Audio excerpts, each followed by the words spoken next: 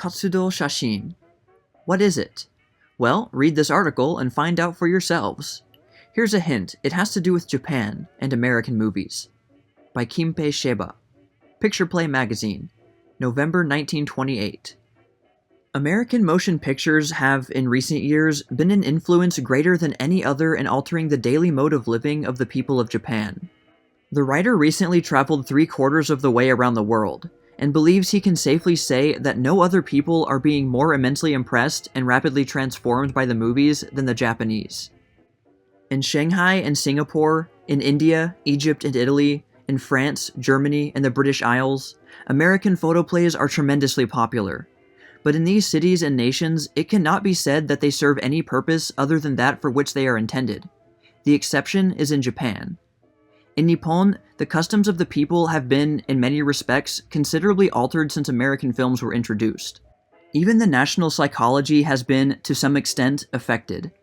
The attitude of the people toward, and their knowledge of, the American and European races have improved to a startling degree.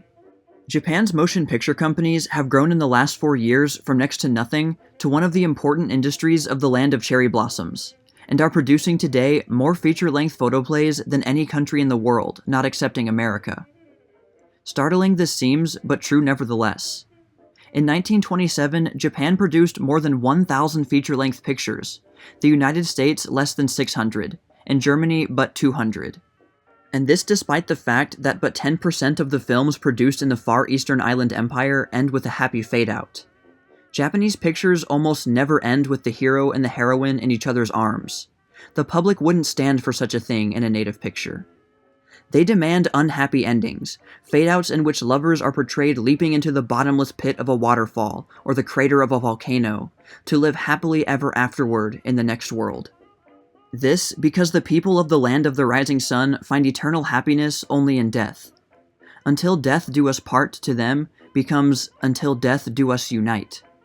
As love marriages still continue to be frowned upon, though this condition is changing rapidly as a result of the introduction of American movies, death is seen as the only happy ending of love. Consequently, the majority of Japanese love pictures end unhappily. For this reason, perhaps, there is almost always crying in the movie houses.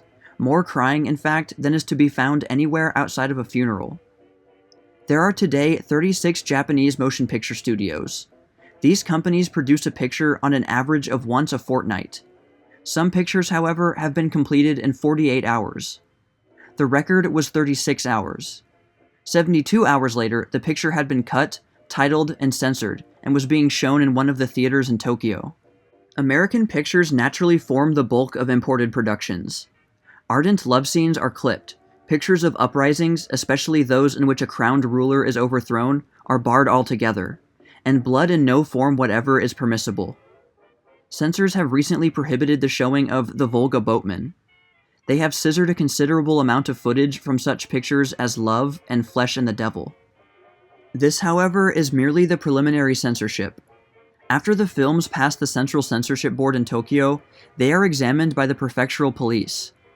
Besides this, every theater in the country is equipped with a police officer's booth.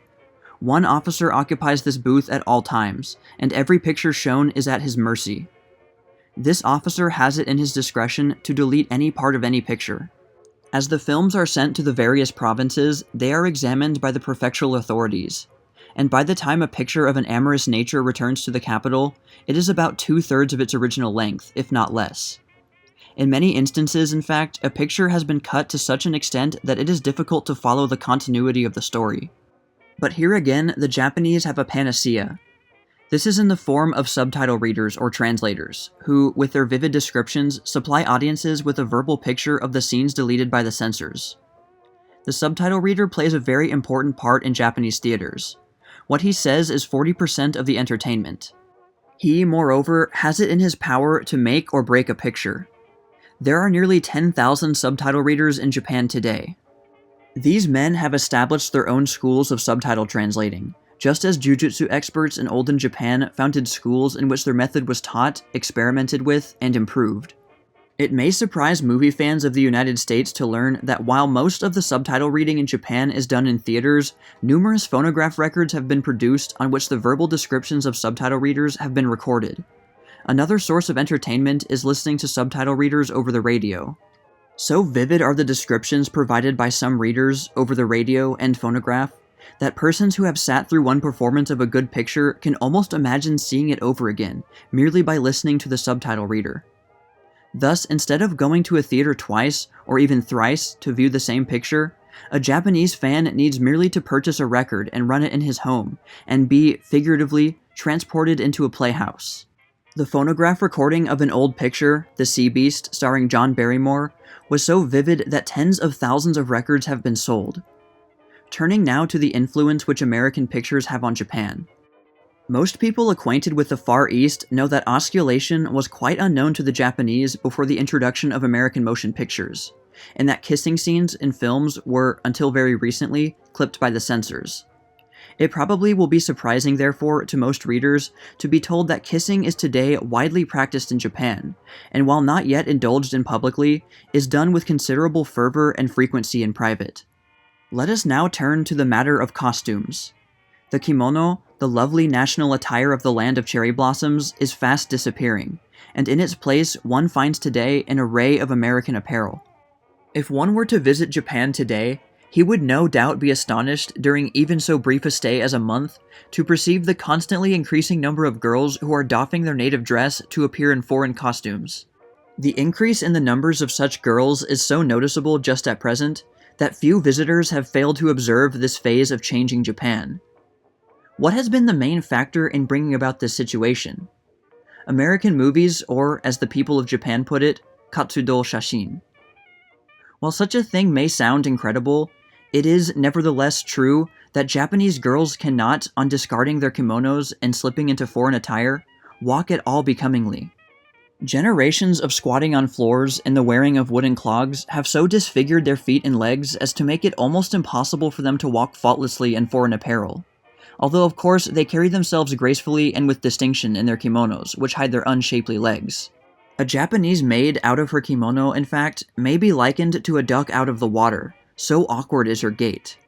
So, whenever opportunity presents itself, Miss Cho-Cho-san goes to the theater, there to closely observe the every movement of Greta Garbo or Norma Shearer, and painstakingly rehearse the steps, not dancing, but walking, that she has studied on returning home, in an effort to effect a comely gait.